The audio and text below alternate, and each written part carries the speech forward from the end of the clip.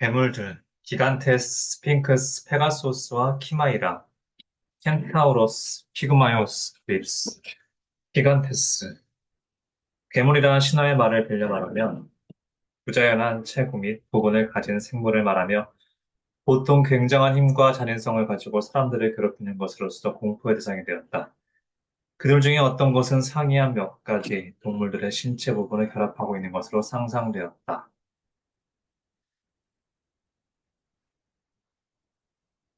스핑크스와 키마이라가 그런 종류였다. 이들은 야수의 무서운 성질과 인간의 지혜와 재능을 겸비한 것으로 생각되었다.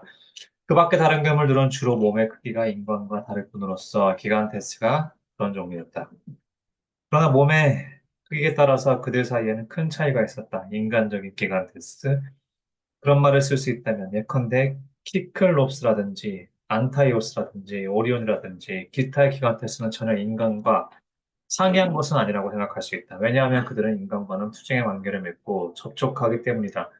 그러나 신들과 전쟁한 초인간적인 기간테스는 굉장한 재고를 지니고 있었다. 전하는 바에 의하면 티티오스가 몸을 초원에 펴면 9에이커를 접고 엔킬라두스를 억누르기 위하여는 전 에트나산을 그 위에 놓지 않으면 안 되었던 것이다.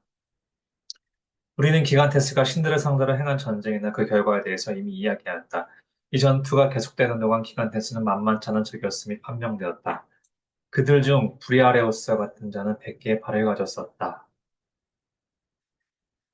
티폰과 같은 자들은 불을 내뿜었다. 기간테스를 두려워한 신들이 이집트로 도망하여 여러 가지 형태로 변신하여 몸을 감춘 일도 있었다. 제우스는 숫양의 형태로 모습을 바꾸었다. 그래서 그 이집트에서는 그를 구부러진 뿔을 가진 암몬 신으로서 숭배를 하였다. 아폴로는 까마귀가 되고 디오니소스는 사냥이 되고 아르테미스는 고양이가 되고 헤라는 암소가 되고 아프로디테는 물고기가 되고 헤르메스는 새가 되었다. 또 어떤 때는 기간테스가 하늘로 올라가려고 오사산을 들어 펠리우 산 위에 포기에 올린 일도 있었다. 그들은 마침내 번개에 의해 진압되었는데 이 번개야말로 아테나가 발명한 것으로 여신은 그것을 헤파이스토스와 그의 키클롭스들에게 가르쳐 제우스를 위하여 만들게 한 것이었다. 스핑크스, 테베 왕 라이오스는 신탁에 의하여 새로 탄생한 그의 아들이 그대로 성장하면 왕위와 생명의 위협이 있으리라는 경고를 받았다. 그래서 왕은 아들을 양치기에게 맡겨 죽이도록 명령하였다. 그러나 양치기는 여왕자를 죽일 수가 없었고 그렇다고 전혀 명령을 어길 수도 없고 하여 어린애의 발을 묶어 나뭇가지에 매달아 두었다. 이런 상태로 어린애는 한 농부에게 발견되었다. 농부가 그를 주인 부부에게 갖다 주었더니 그들은 그를 받아들여 오이디푸스라고 이름 지었는데 그것은 부품발이라는 뜻이다. 몇 년이 지난 뒤에 라이어스는 시종 하나만을 대동하고 델포이를 가는 도중 좁은 길에서 이른마차를 몰고 있는 한 청년을 만났다. 청년이 명령대로 길을 물러서기를 거부하자 왕의 시종은 청년의 말을 한 마리 죽였다. 청년은 크게 노하여 라이오스와 그의 시종을 죽였다. 이 청년이 오이디푸스였다. 그는 저는 모르는 사이에 친아버지의 살인자가 된 것이다. 이 사건이 있은 지 얼마 안 되어 테베시의 사람들은 대로를 횡행하는 한 괴물 때문에 괴로움을 당해야 했다. 그것은 스핑크스라고 하는 괴물로서 사자의 몸뚱이에 3번 쉬는 여자였다. 그것은 바위 위에 웅크리고 앉아 길 가는 사람을 제지하고 그들에게 수수께끼를 내주고 그것을 푸는 자는 무사히 통과할 수 있으나 풀지 못하는 자는 생명을 잃을 것이라고 위협했다. 그런데 아직 한 사람도 그것을 푼 사람이 없었으므로 모든 통행인이 피살되었다. 오이디푸스는 이 놀랄만한 이야기를 듣고도 조금도 겁내지 않고 대담하게 시험해보려고 나아갔다. 스핑크스는 그에게 물었다. 아침에는 네 발로 걷고 낮에는 두 발로 걷고 저녁에는 세 발로 걷는 동물은 뭔가? 오이디푸스는 대답했다. 그건 인간이다. 인간은 어릴 때 두 손과 두 무릎으로 기어다니고 커서는 두 발로 서고 늙으면 지팡이를 짚고 다니기 때문이다. 스핑크스는 자기가 제출한 수수께끼가 풀린 데 대하여 굴욕을 느끼고 바위 밑으로 몸을 던져 죽어버렸다. 페베의 시민들은 오이디푸스에 의하여 구출된 것을 대단히 감사히 여겨 그를 그들의 왕으로 모시고 여왕인 이오카스테와 결혼하게 하였다. 오이디푸스는 이미 자기의 부친인지도 모르고 부친을 살해하였고 일본에는 여왕과 결혼함으로써 말미암아 자기 어머니의 남편이 된 것이다.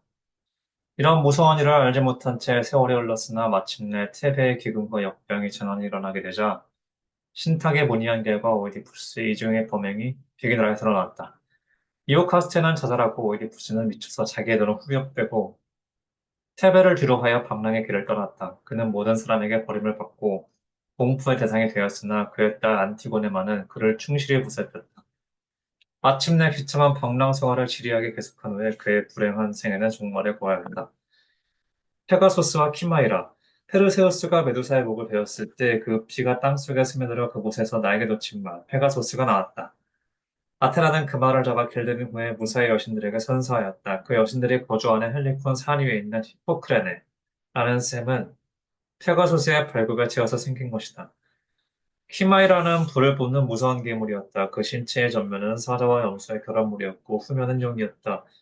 그리고 그것은 니키아의 마을에서 큰 소동을 일으키고 있었기 때문에 왕인 이오바테스는 이 괴물을 퇴치할 용사를 찾고 있었다.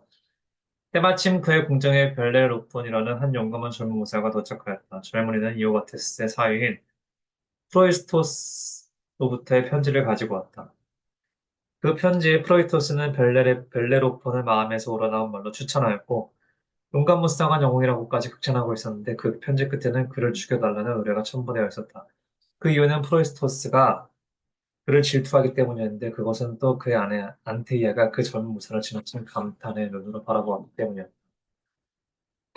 자기도 모르는 사이에 자기의 사형 집행 영장을 가지고 온 벨레로폰의 이 고사에서 벨레로폰의 편지라는 말이 유래하는데 어떠한 종류의 편지이든 그 자신을 그 지체민으로 하고 그것이 그 사람에게 있어서는 불리한 내용을 담은 편지를 가리키게 되었다.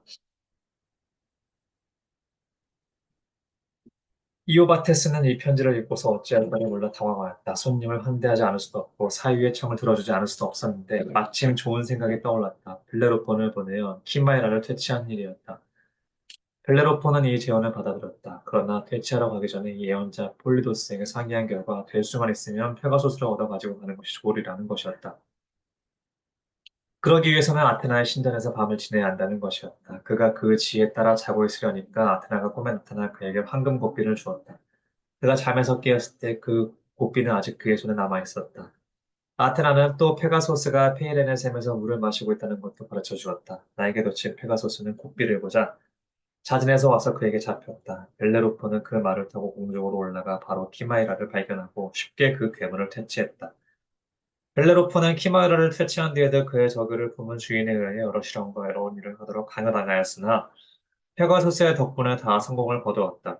마침내 요바테스는 벨레로폰의 신들이 특별한 초대를 받는 줄 알고 그의 딸과 결혼시켰다.